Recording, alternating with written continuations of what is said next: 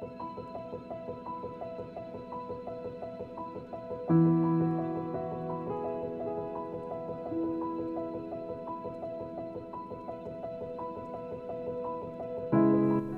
in Astoria, we're rewriting Pacific Northwest history, answering a lot of what ifs, and transforming our coastal city of Astoria, Oregon into a bustling military hub.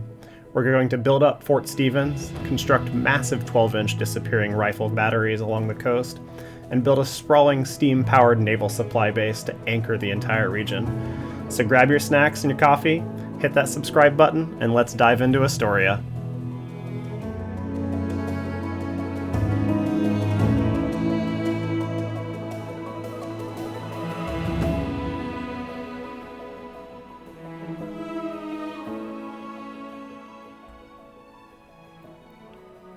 Hey guys, we are back in Astoria. I think we have a pretty fun episode planned for today. But before we jump into the main topic of today, which, as we kind of already alluded to, it's going to be bringing the military into town.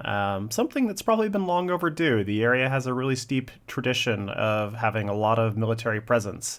Even if it doesn't as much today. So before we do that, though, I just wanted to kind of address the fact that up here on our hill, kind of this Millionaires Row area, I have kind of expanded just a little bit off screen. Nothing too crazy, just this area right here. I apologize. It's just this kind of stuff makes for some boring time lapse and kind of hard to fit it into the storyline here. But it is kind of bringing up a little bit of an issue that I did want to go ahead and tackle on camera with you guys, and that is the fact that our road networks are getting really congested just because of the fact that everybody is coming in and out of town through our main highway here. And so I just figured, maybe this road up here that's kind of coming up and above our kind of, slummy part of town and stuff like that over here might be a pretty good thing to bring up. And maybe it's a logging road or something like that was built a long time ago. So let's go ahead and extend that down real quick, and we'll get going on that.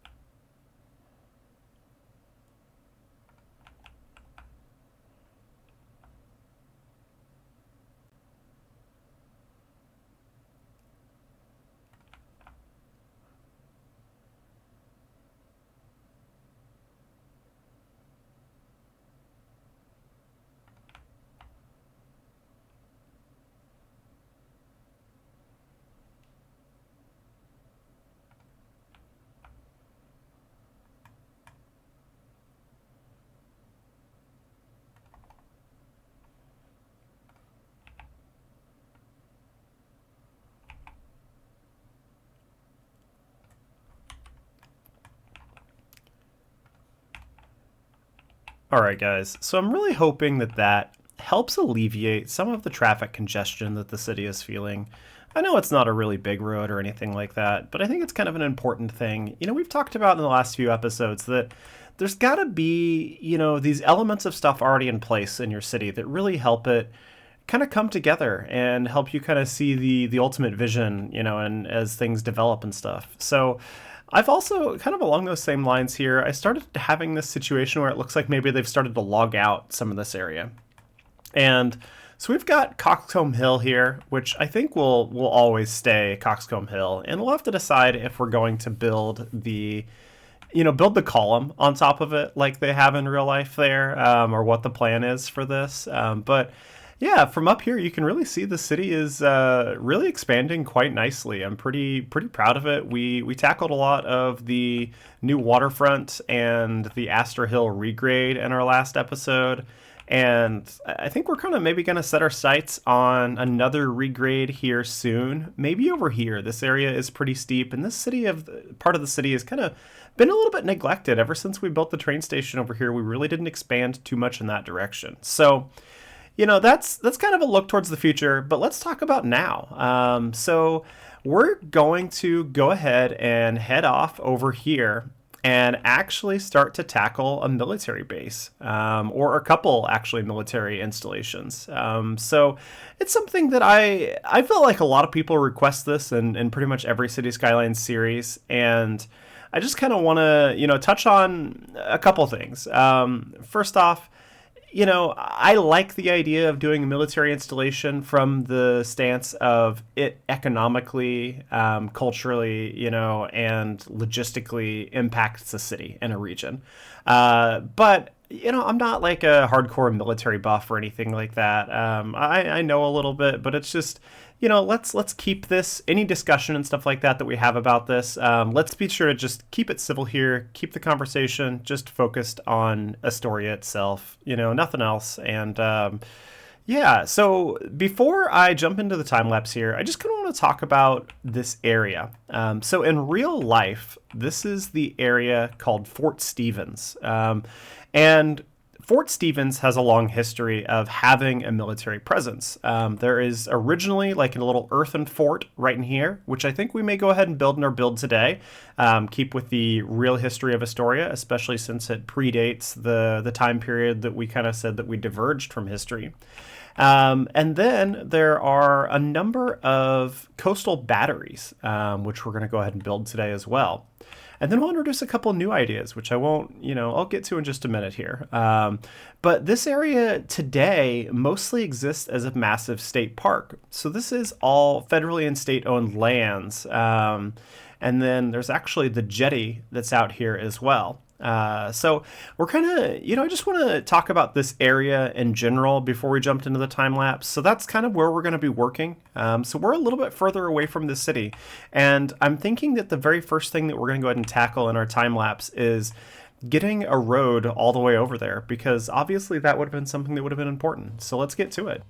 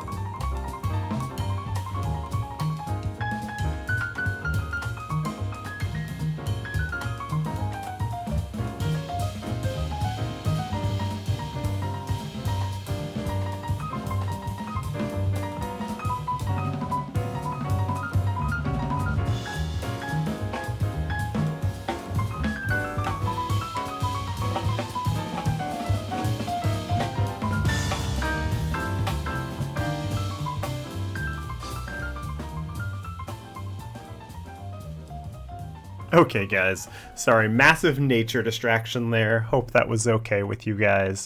Just wanted to clean this area up since we're going to be working over here.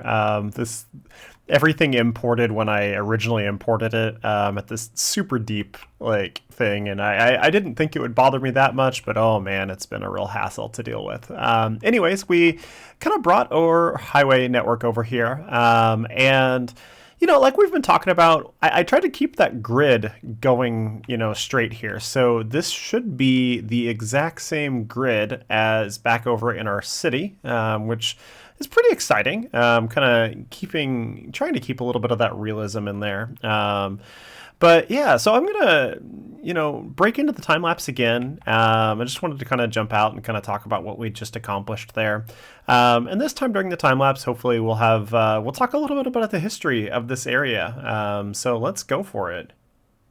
All right, guys. So on screen right now, we've got the Google Earth view of this exact same area that we're about to be working in. So we can see this. This is Jetty Lagoon here. We have the South Jetty. We've got the beach right there.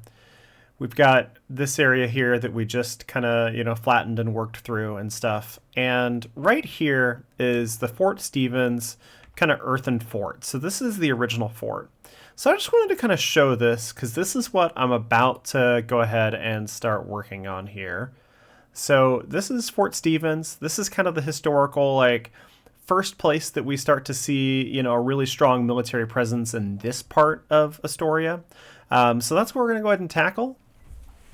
Fort Stevens was originally built, I think, in the 1860s. I think 1863, 1864, something like that. And it was built kind of as an answer to the fears of kind of the British during the Civil War.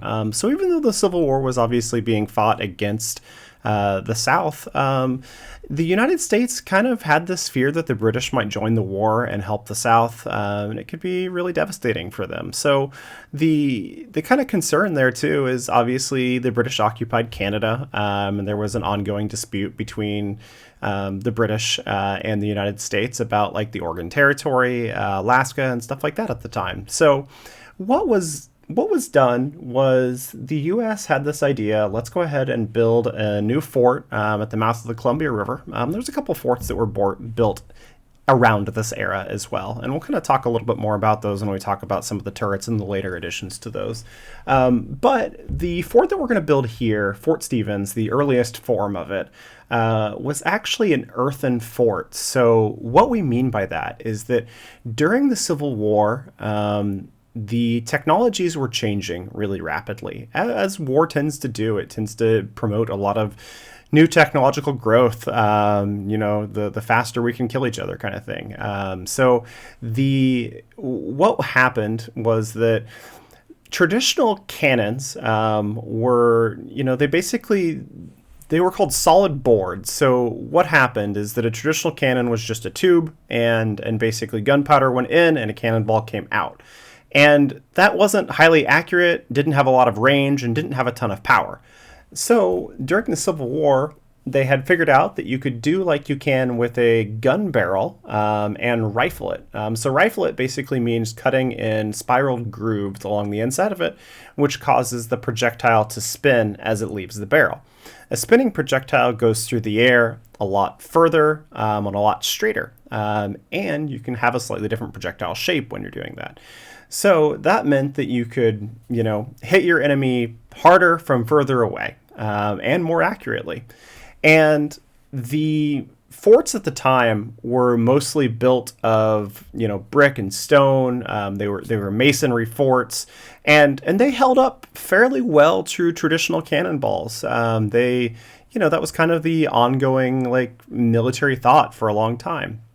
But during the Civil War, there were a couple forts in the South that absolutely just got annihilated in hours due to modern rifling technology on some of the newest ships and stuff like that in the North's fleet.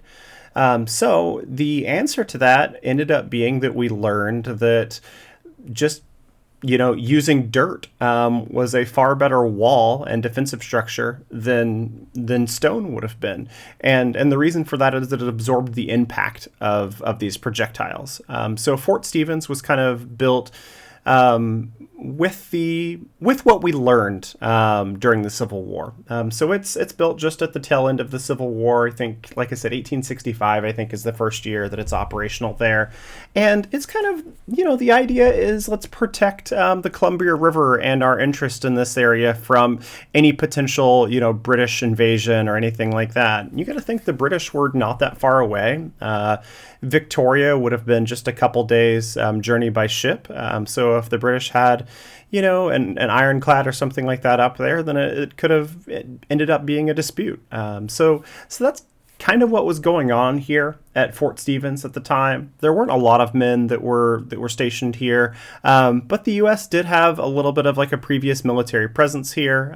So it's something that, it's kind of an ongoing tradition of the U.S. having a little bit of military presence in this area. And then, of course, when Oregon gets its statehood here soon, Oregon's already got its statehood in our timeline, but when Fort Stevens was originally built, Oregon didn't quite have its statehood. So that was, that happened. And then, it became even more important to protect our interests in this area. So what I'm doing on screen here is trying to just kind of mimic what an old fort like this would have been. So you'd have had the fortification structure itself, and then outside of that, you would have had, basically all the places for the men to have lived and worked and everything that made this a functional area. So even though today, Fort Stevens is a, 20-minute car ride away from Astoria, back then this would have been a full day's journey. You'd have had to get the boat ready and take a boat over, or if you needed to carry supplies on the ground, then it's probably an extensive wagon road, and just a total pain in the butt to get to. So this community would have needed to be fairly independent. They'd have needed to have their own food stores, eventually their own electricity generation.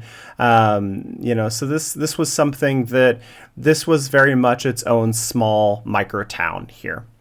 So I'm trying to build up what I think is kind of like a realistic, set of buildings and stuff like that for this time period. I think I went a little bit bigger than what the original Fort Stevens would have been, but I find that my Midwestern houses kind of fit the bill really nicely for officers' quarters, or basically just a couple small houses that you would have had here.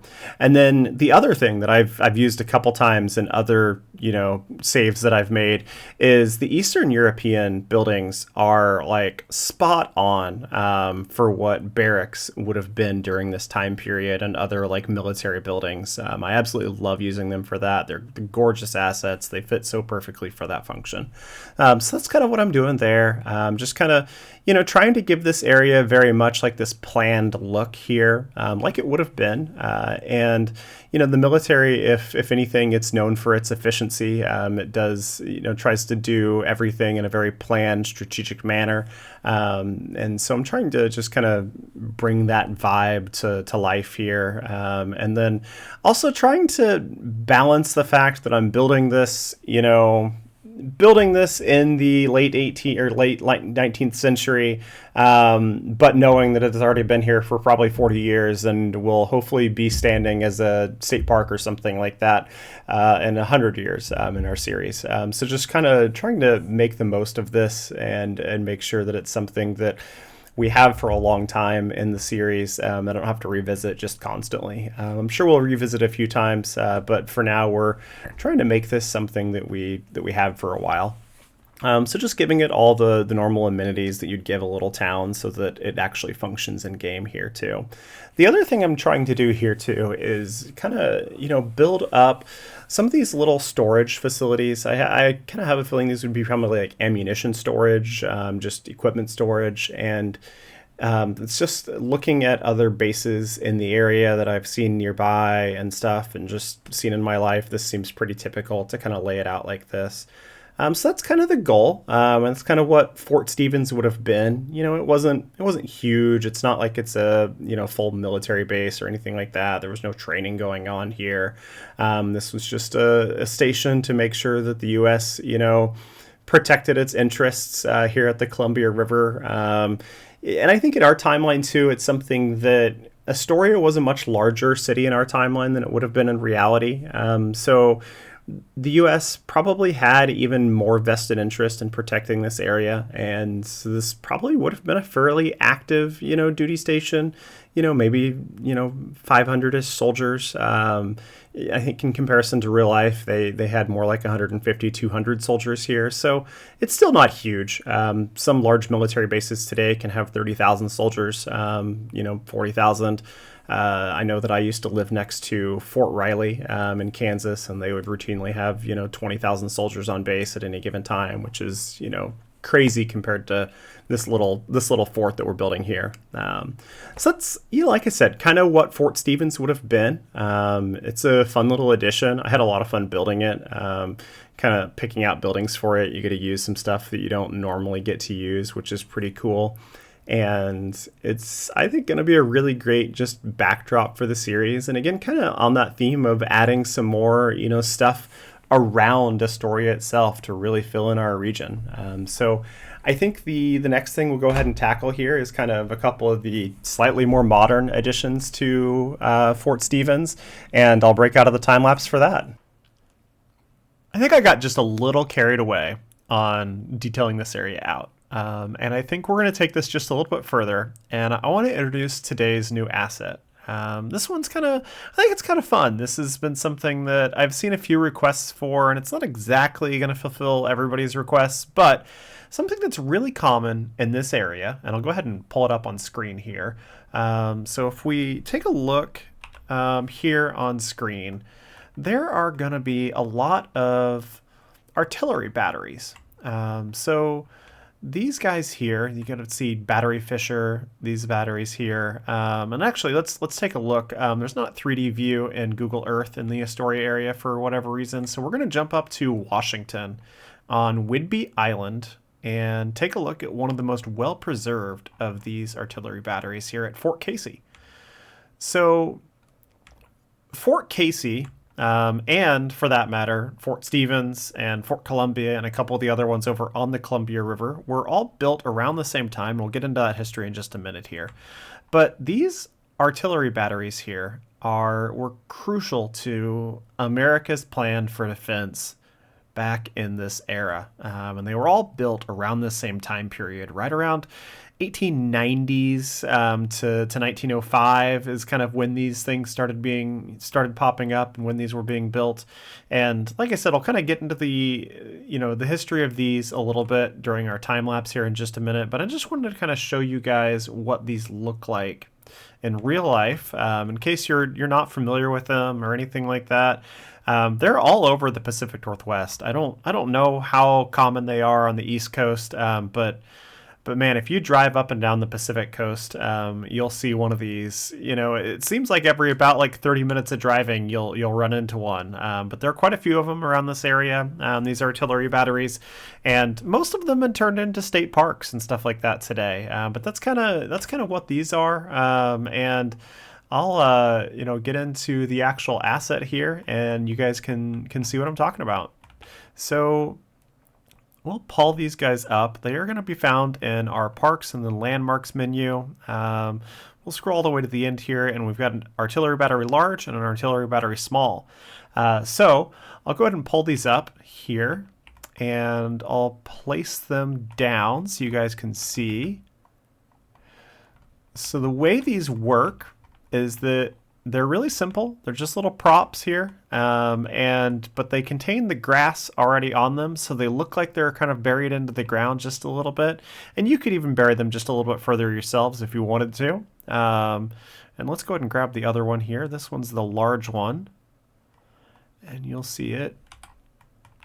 I think these look fantastic. I did not include the guns, and one of the reasons for that is that I didn't really want to add, guns to the game if I didn't need to. It seemed a little bit unnecessary.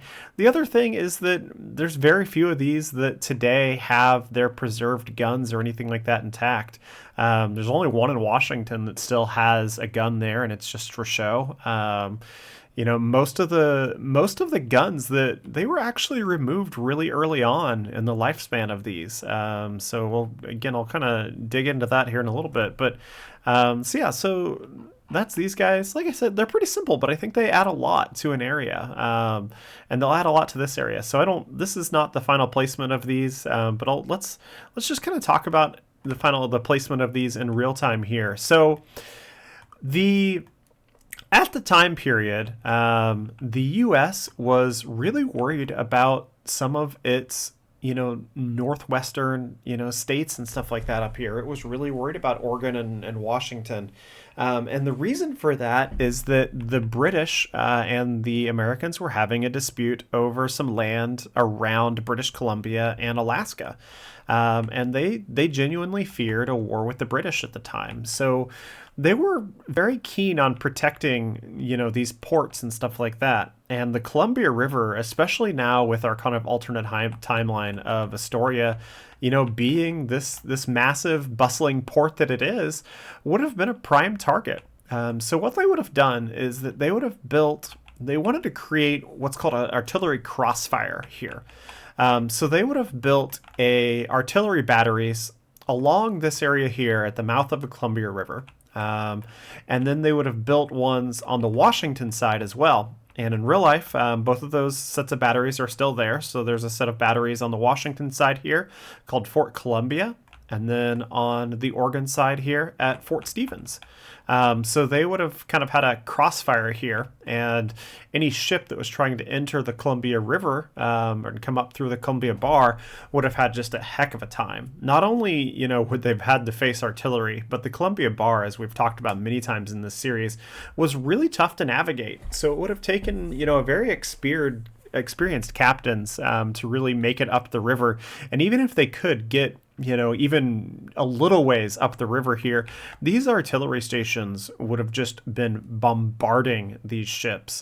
So we'll place a few of these along this area here, and maybe in another episode or something later we'll tackle the other side of the river here, but for now let's stick to just the Oregon side. So I'm going to hop into the time lapse and we'll place these guys up, and I'll tell you guys a little bit about the history of these artillery stations and batteries. These coastal batteries kind of pepper the entire west coast of the United States. And there are quite a few even on the east coast of the US. And it's really interesting to kind of talk about the differences between the two of them. Many of the older batteries were actually built to counter an ongoing kind of Cold War with the British. A lot of times we think of kind of the Cold War with the Soviets, but the reality was that the 1800s were very much a Cold War with the British. America had quite a few border disputes ongoing with Britain, including one in the Oregon Territory. And they were living in fear that Britain could join the Civil War and help, the South. So they kind of had this, ongoing fear and realization that if Britain were to join, then it would definitely, shift the tides of war, much in the same way that the French helped the North a little bit. So it's something that was kind of a crucial element of their original construction. And the ones on the West Coast, though, were built, they kind of, post-dated all of that. So the ones on the West Coast were built as part of the Endicott Panel. The Endicott Panel was led by Secretary of War William C. Endicott. And he kind of, brought to the table this idea that the U.S. after the Civil War was woefully ill-prepared for an attack from the sea. During the Civil War, you have to understand that battleships were still mostly wood, and ironclad ships were just becoming a thing. And along with the invention of ironclad ships, which would be basically a ship that had iron as its armor and stuff like that on the sides of it, you also had the invention of rifled cannons. So A rifled cannon or a rifled gun, because a cannon and a rifle are two separate things there, basically just means that it would be like a gun or a cannon that has significantly more power, accuracy, and range than a traditional cannon would be. So these ships that would carry these rifled guns on them and have this thicker armor would be a lot harder for the U.S. to defend against. So the idea was that we needed stronger coastal defenses. And as tensions with the British were finally starting to kind of like come to a, I guess slow down just a little bit or ease up or thaw out, there was this kind of new force emerging, and that was Japan and other enemies and stuff like that in the West. So they were very concerned about these ports over here on the West Coast. And the Endicott program sought to build fortifications along the west coast of the U.S. and in other spots in the U.S. as well. And these fortifications were designed to kind of meet the new technological era, this era of, larger ironclad ships with rifled cannons and stuff like that on them. And so these forts are starting to be built. And they had this idea that they would build what are called triangles of fire. So a triangle of fire is basically 3 forts positioned together so that all 3 of them could hit a target in the center of it. And this would kind of, make for some really strong positions for the U.S. So here we have Fort Stevens, and this is one of 3 forts that's at the mouth of the Columbia River. I believe it's Fort Stevens, Fort Canby, and Fort Columbia. And these forts would have been equipped with massive guns. So these are rifled guns, just like we were talking about the battleships having. So I think they had anywhere between 6-inch barrels and 12-inch barrels on them. So these are big enough that you could nearly shove a watermelon down the firing holes on these, or the barrels on these. And they could fire as much as 10 or 15 miles off the coast. So that's like 25 kilometers. So they were firing basically as far as you had line of sight on the ocean there. And these existed too before the era of radar and guidance systems or anything like that. So to calculate these like firing trajectories and everything like that was a pretty intense task. And these were kind of like set up to be fairly indestructible by the enemy. So one of the things that was really revolutionary in their designs is that they sat on top of what's called a disappearing carriage. So the idea was that you built an underground fortification here, made of reinforced concrete, and then anything that came up above the ground at all, you spread a layer of dirt kind of around that, so that the front kind of formed like a big shield of dirt in front of the cannons there, or the guns. And then the guns themselves sat on top of these massive carriages that had counterweights in them, that when they fired, they would self-retract back down to where they weren't visible. They had no sight line to them, so the enemies couldn't actually shoot at them. And then when they were ready to fire again, the counterweight would deploy and the gun would come up and they would fire. The other thing that made these really impressive too is that before guns like these, guns had to be loaded from the front. So you'd actually have to have men be able to get in front of the barrel of the gun, and it would be a very time-consuming process.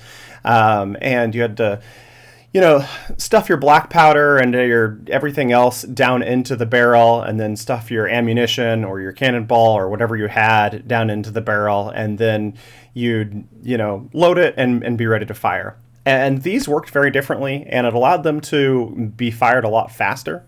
So these could actually be loaded at the end of the chamber, which meant you need a lot less guns. So this was a really powerful fortification and a huge part of this area's early history. I think that's going to be a wrap for Fort Stevens, guys. I'm pretty excited about how this turned out. I think the turrets are such a nice touch. It's kind of fun to zoom in on this area. Sad that it's so quiet and there's nothing really going on here. And I don't really, it's kind of interesting to build this for our timeline. So obviously it's the year like well, like 1896, 1897 right now. We're just about to the turn of the century. And this would have been not necessarily a thriving military base, but there would have probably been about 500 soldiers, posted here. And, this area would have had a few things going on. I built it more for the historical sense, though, that it's kind of I want this to be something that it generally stays about in this same condition, for the life of the city, just changing its purpose, somewhat to be more of a tourist attraction and a state park at some point. But for now, let's say that it's an actual, functioning military base. But yeah, so this is our Fort Stevens. This is our, new set of assets for the day. I'm pretty excited about them. They're pretty simple, but I think they get the job done really well. There's not a lot to these in real life. So yeah, awesome guys. All right, so the next big thing we're going to go ahead and tackle after Fort Stevens, we're going to continue with our theme of being a little bit military centric in this one, actually super military centric, and I think that the city is due for a naval base. So hear me out here. At this time period, salmon fishing is on the decline, and I would argue that the city has gotten big enough that it's gotten a lot of federal money. It's gotten some money to kind of like dredge up some of the Columbia River here, clean up the bar and stuff like that. And I think that, the U.S. Navy would probably look at this area as a prime piece of real estate. Maybe not for necessarily a place to, permanently station vessels, but maybe like a repair or refueling, maybe a smaller stop. And I'm envisioning this being something that grows more and more over time. So I'm kind of thinking that this little plot of land right here is going to be our little Navy base. And I'm pretty excited about that because that means that this area over here is going to start to develop into a little bit more of a community. So I think we'll end up having, a little bit more of a second city that kind of grows over here. In real life, there's a little city over here in the Astoria area. So that's kind of exciting. So I'm pretty excited about that. And I think we'll kind of maybe plan this out just a little bit here. So the thought is Navy base here, and I'm pretty excited about this. I've never actually fully done a Navy base in City Skylines or City Skylines 2. So I think this is going to be fun. I think we're going to try to make this something that does expand quite a bit over time, though, just because I want to be able to keep this episode, reasonable in length. I think that if we were to try to make a fully detailed Navy base, we'd be in real trouble. So I'm going to go ahead and start laying that out with you guys before we hop into our time lapse here. Let's just kind of talk about that together. So my thinking here is that they would have had to dredge up the water here. I'm going to go ahead and clear off our trees here, but I think they would have dredged up the river there. In real life, this little inlet here has been dredged completely, and there's actually a lumber facility right here. So I don't think I think that lumber facility is not going to exist in this timeline here. But I'm going to heavily base this area off of, or get a lot of inspiration from a naval base in my own little community here. But I live close to Bremerton, Washington, and they have a fairly prominent naval shipyard there. It used to be a much bigger deal than it is today. But their shipyard does have quite a bit of... It does mostly like repair work and scrapping and stuff like that, which is kind of interesting. But we also do occasionally have like a carrier in the area, which is always super cool to see when it happens. So here I am just kind of laying out kind of how I want this to look, or at least how I think I want this to look for now. Man.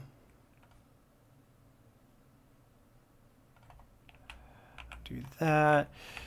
And then one of the things that I've seen, I'm also kind of taking a little bit of inspiration from Treasure Island, which is a man-made island in San Francisco that was built in this time frame, and that was actually built to as a naval base as well. So that's something that I think is also going to be kind of interesting to just take a look at that as a potential kind of like candidate for some inspiration here. And I'm trying to determine how much.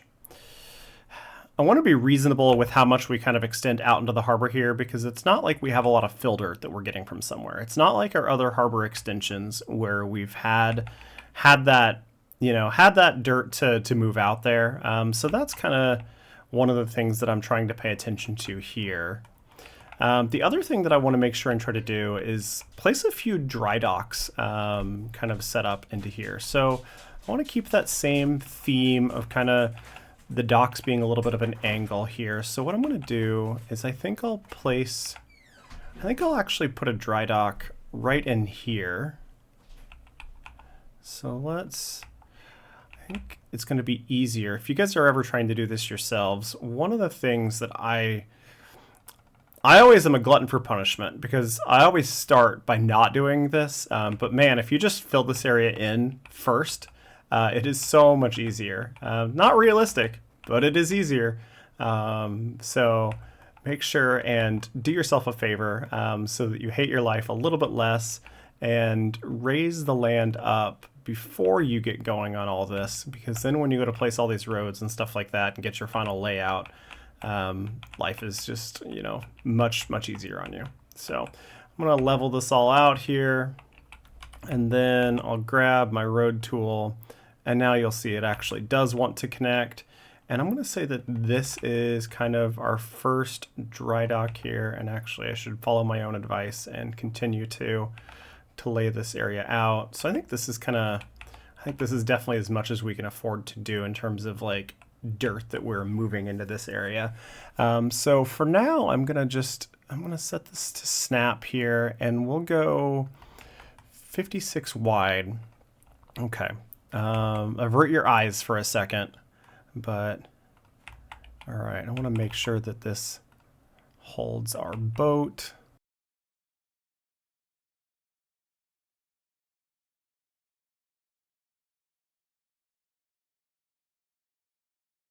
All right, so once I get everything laid out, what I like to go ahead and do is I'm going to grab all of my nodes now that I've placed down.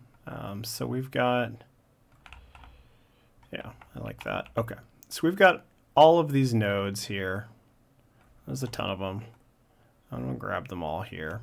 And then I'm going to set them all to be the same height. Let's go there.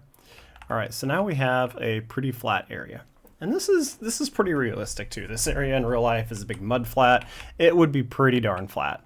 So now that I've got everything laid out, what I'm going to do is kind of go through and define the areas that are clearly man-made versus natural. And I'm just going to go through and level this down here. Oops. All right.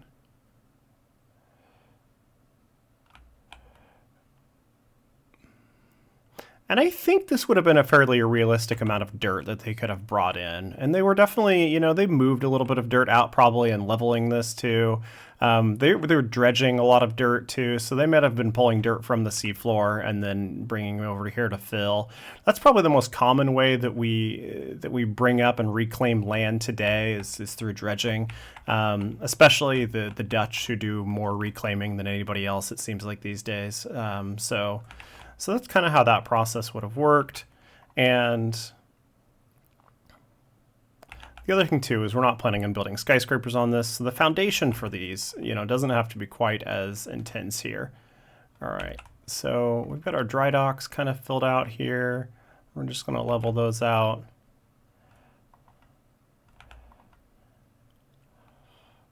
Perfect. Okay, so now I want to make this area somewhat functional. So the first building that I'm going to go ahead and try to place down here is going to be our signature boat factory here, shipyard. And this guy is pretty big.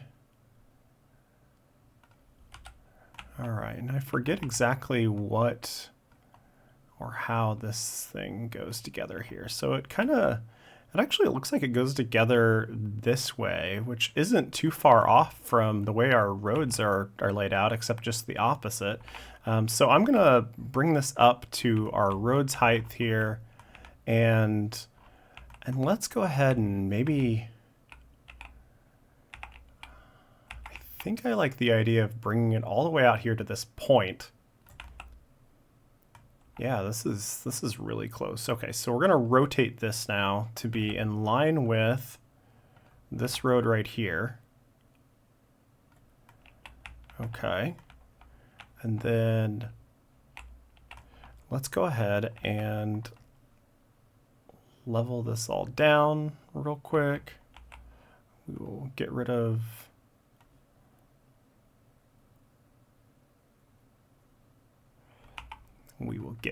I said.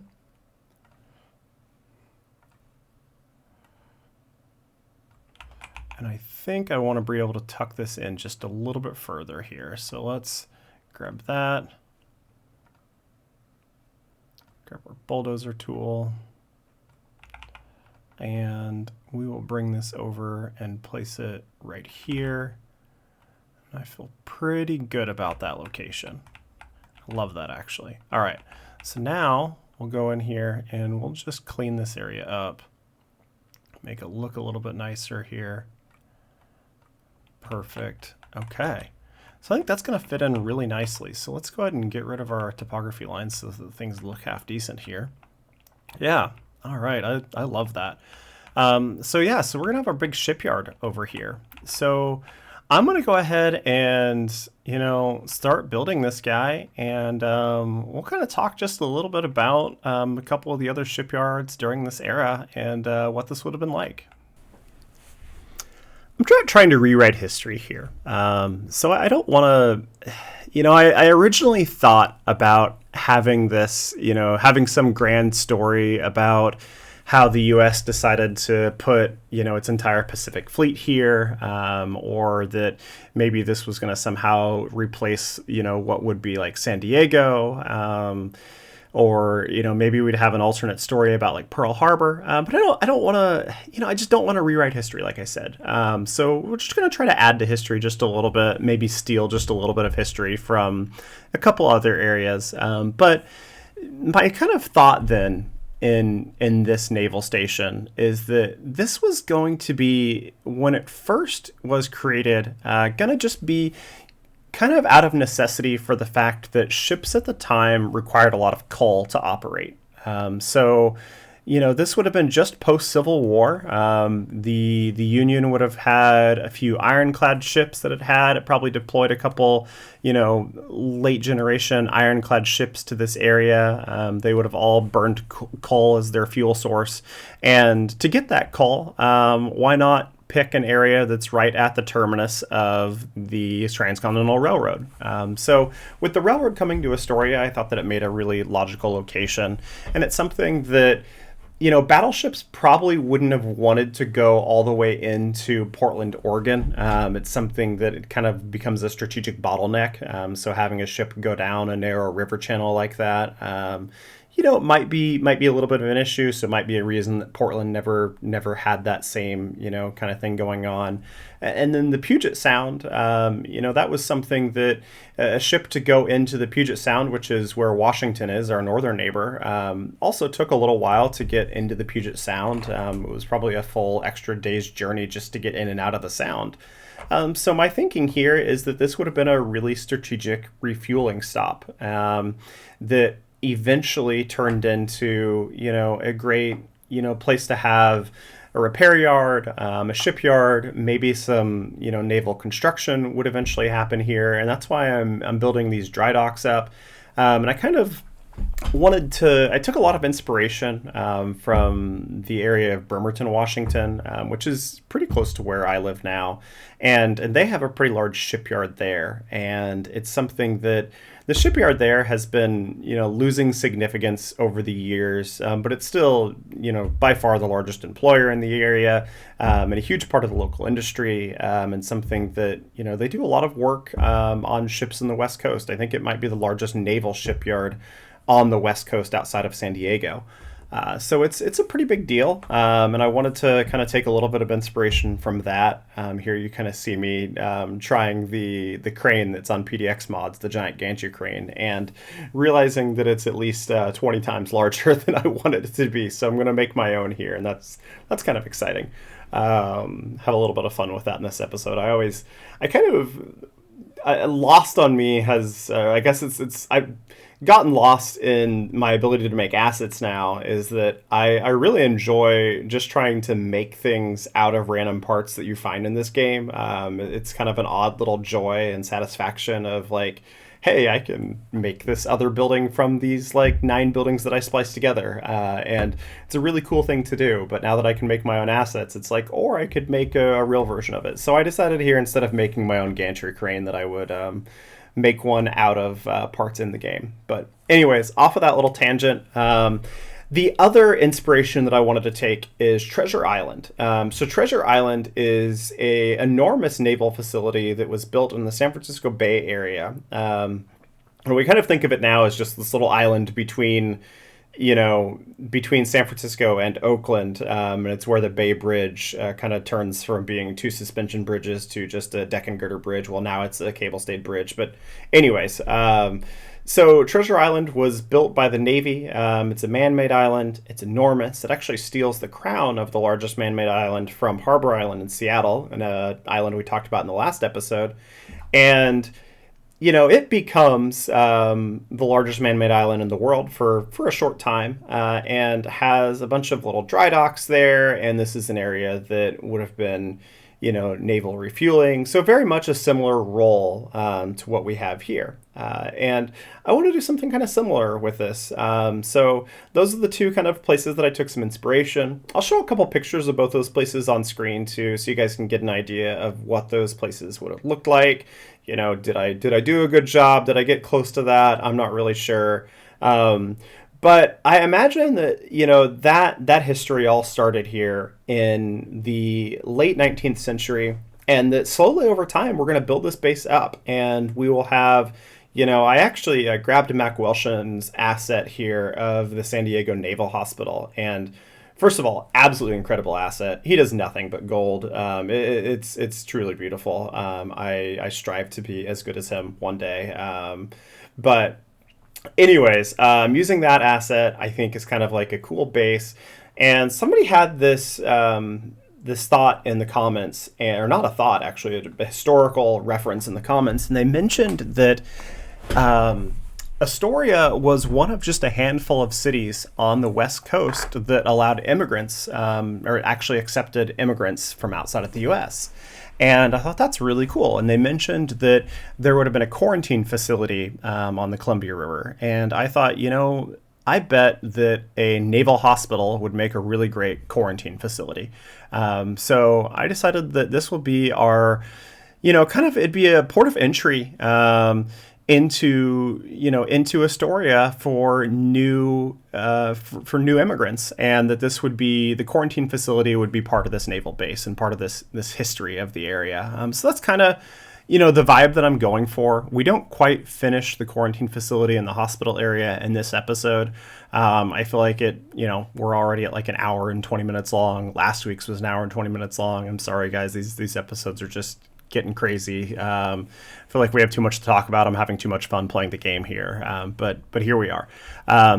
Anyways, not to go too off the rails here, but that's kind of the strategy. It's kind of what I'm thinking for these. So I'm just going through here, and I'm trying to make this a functional port too, so that the area actually feels active. And feels like there's a lot going on here, and it's something that I hope that eventually when we add more to our harbor and talk about building our own harbor island, that this all ties really nicely in with that. And I'm also trying to add some industry here. The city desperately needs it, and I feel like this is a pretty good spot to do it. I'm never quite sure how the game rectifies having industry inside of a port, but it seems to work, and I'm just going with it here. I'm also just trying to cover up some of the, containers and stuff like that, since that kind of, the containers like that don't really become a thing for a long time, and they wouldn't be seen on a naval base anymore. Yeah, guys. So that's basically the gist of it. That's kind of my history that we're writing for this area. My kind of thought for why this naval base exists. If you guys have a good name for this naval base, I'd love to hear it. I didn't really. I don't know. I'm not into a ton of military history. So if one of you guys has if there's a admiral or a ship captain or something like that, that's, you feel like deserves a naval base named after them, let me know. I think that would be cool. But otherwise, yeah, let's get back to it. Guys, let's go ahead and take a little break from building up our naval kind of port area here. It is. We keep tackling some pretty big projects, but I kind of want to just take a little break from that, and I want to do something that I think is going to be just as important to this area here. And I want to bring our rail line across the bay. So in real life, this is Young's Bay. It is not very deep, maybe I'd say probably 10, 15 feet at the deepest. So, probably 3 to 5 meters tops. So this would have been a pretty simple area for them to have brought the railroad across. In real life, there is a bridge here that's on shallow piers. So that's something that I think we'll go ahead and do. It wouldn't need to be, like I said, it's not the most complicated bridge in the world, but I think it will be really fun. I think it will give this area a lot of character too. So let's go ahead and get started on that. I'm going to grab our non-electrified track here as the first step. And I'm just going to drag out a short section here. And actually, let's do this. I think we want to use... Oh, here we go. I'm just making a mess of things. Rather than using that track, let's go into rail here, scroll to the very end, and I think I have this custom double here. Let's do that. And we'll make this raised, okay? And then I want to turn this into just a single section here. All right. And we're going to bring this up probably just high enough for one of our ferry boats to go under. So let me grab a mosquito.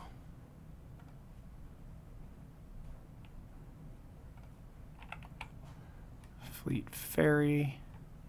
Okay, so here is one of our ferry boats, and we're gonna bring this up here now. Oh, made Move It mad. Oh boy, made Move It real mad. If you guys ever make Move It real mad like that, easiest way to fix the problem is just to select something else, and it will instantly rectify that. So you can just mute that for the 10 seconds, and boom, you're done. All right. So I kind of feel like maybe we're going to have to put in a drawbridge, which I'm going to be honest, I really hate the drawbridges in the game. I'm going to rant for just a second. They are way too big. But I think we really need to have the drawbridge in place here in order to make that happen. So let's actually do this real quick. I'm going to grab our narrow boatway here, and I'm going to just tuck this in here so that we have a more defined spot where the boats are going to cross, and then they'll go over here like that. And then let's go ahead and just get rid of...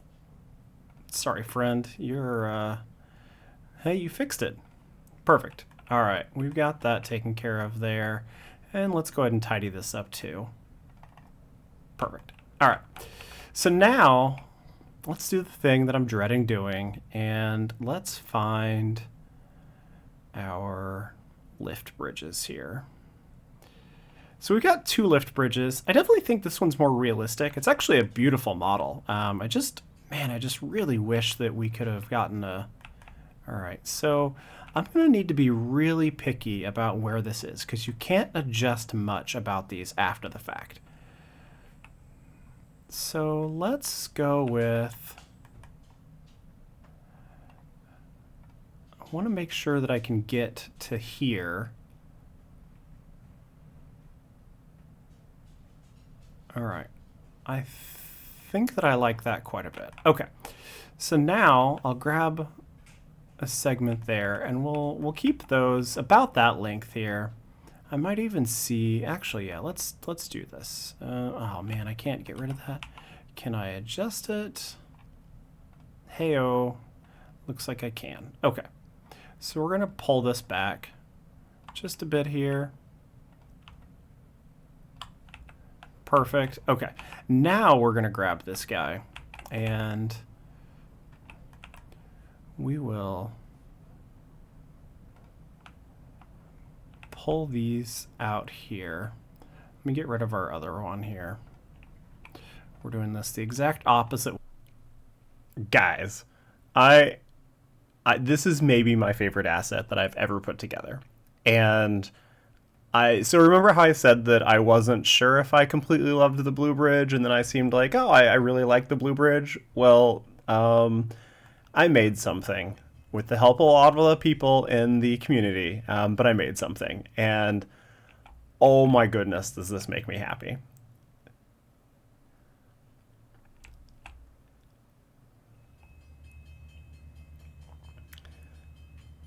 So traditionally, for a longer span like this, so the draw spans that are built into the game are 160 meters long. And for some perspective, for my other U.S. residents and watchers and stuff like that, the Chicago drawbridges, probably the most drawbridges concentrated in any place in the U.S. The longest one I think is like 70 meters long, so more than double. So I've always been kind of unhappy with the size of the drawbridges, but this is called a swing span. So a swing bridge kind of works a little bit differently, as you guys saw. Some of you have probably seen them and you're like, oh wow, that's awesome. And some of you maybe not, but I've only ever seen them for rail bridges. I'm sure there's a couple of road versions out there, but this is a swing drawbridge. It can reach those kinds of spans, that 160 meters, and it actually looks good to scale. And just seeing it function in game here is just, wow, it's making me so pumped. So I think today's episode is going to be a bonus twofer episode. I can't help but not release this for you guys, right away. I'm super excited about it. I think it looks awesome. I'm even happy with the icon. Let me show you guys the icon here. So I think it like perfectly matches the other drawspan icons. Just absolutely awesome. And huge shout out to the modding community. Oh my goodness, they helped me so much getting this working.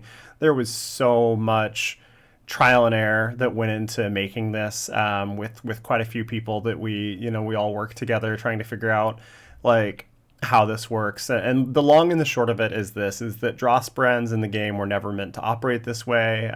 So they basically have a method that works to make them open up and down. So we had to figure out a way to translate that up and down movement into a rotational movement. And I think I finally figured it out with a lot of effort, but I absolutely love this. This has been a dream of mine for a little while, and I just can't contain how excited I am about this. But I'll shut up about it for just a little bit, and hope you guys enjoy it as much as I do. And we'll continue on with our build.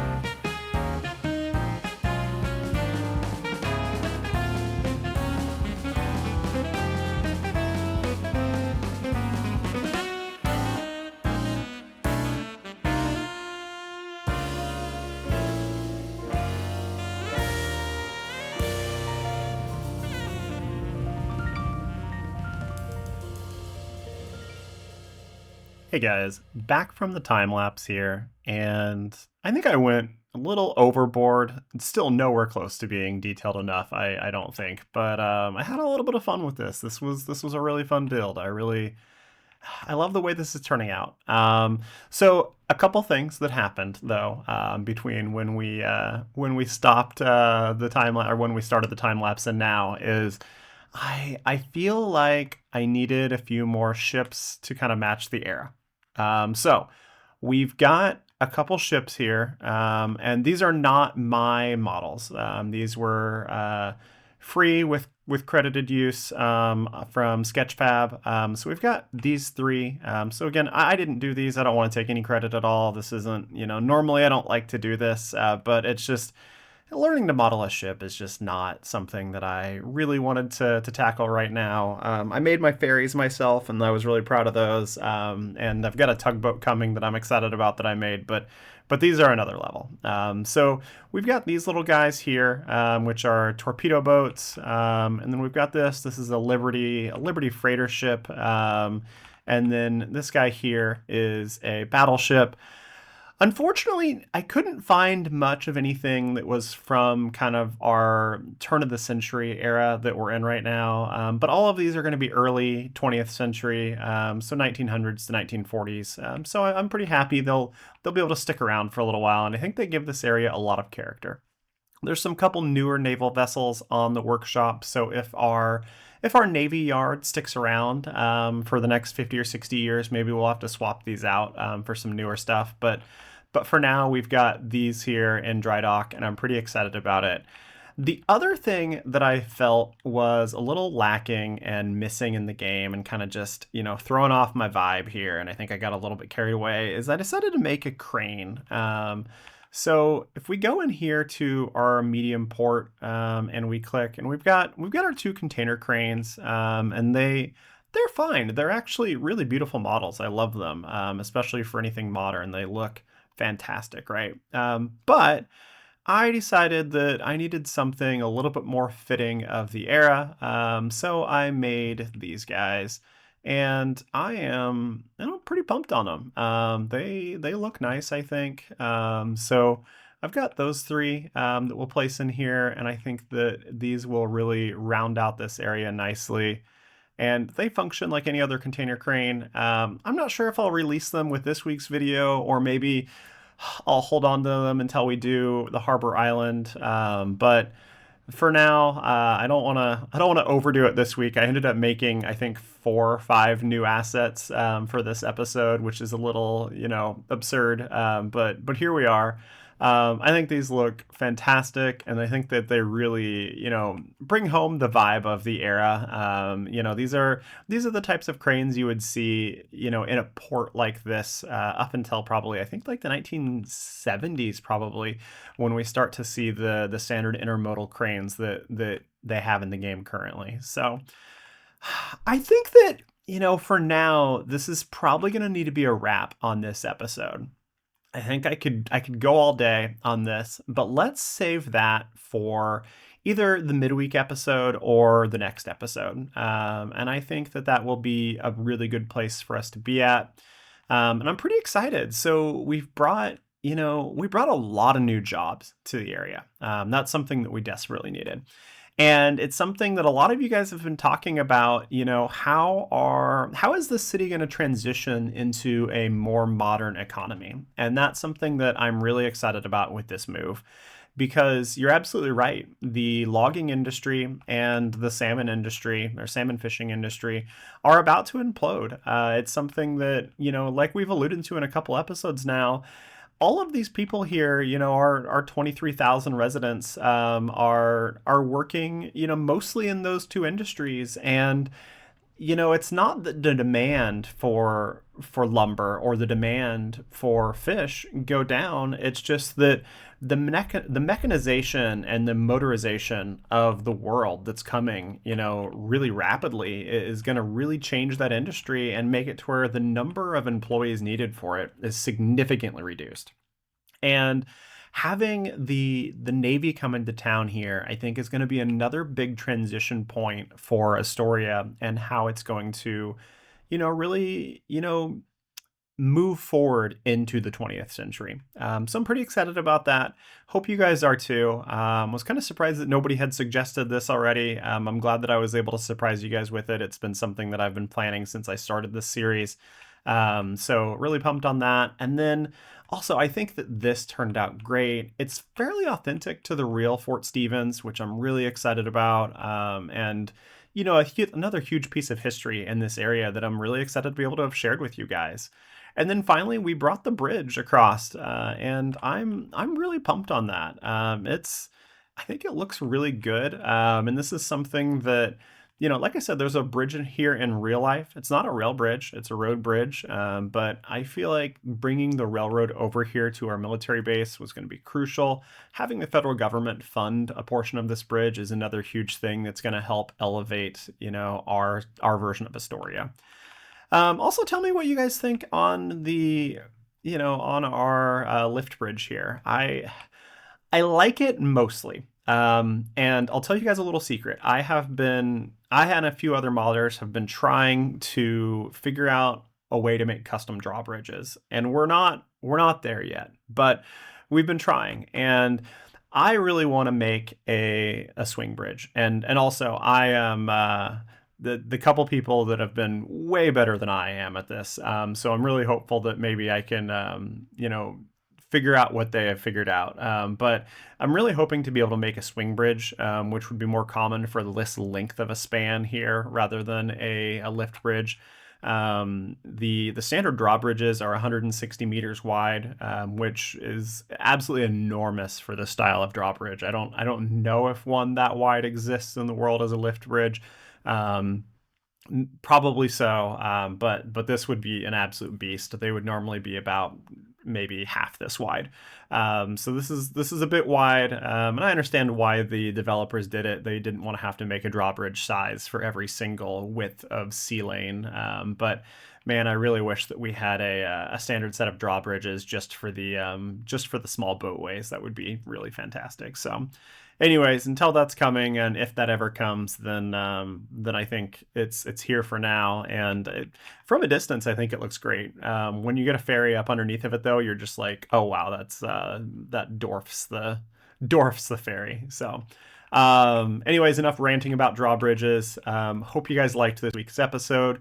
Be sure to like and subscribe. I cannot thank you guys enough, and I absolutely love that you guys are showing your support. And I think I'm sadly getting to the point where I'm starting to realize why so many YouTubers have such beastly computer rigs here. I have been noticing my FPS struggling just a little bit, and hopefully it's not showing up too much in the videos for you guys, and I apologize for that. But know that your guys' support hopefully will go towards a couple upgrades at some point, because I definitely want to be able to continue to release some really quality videos for you guys.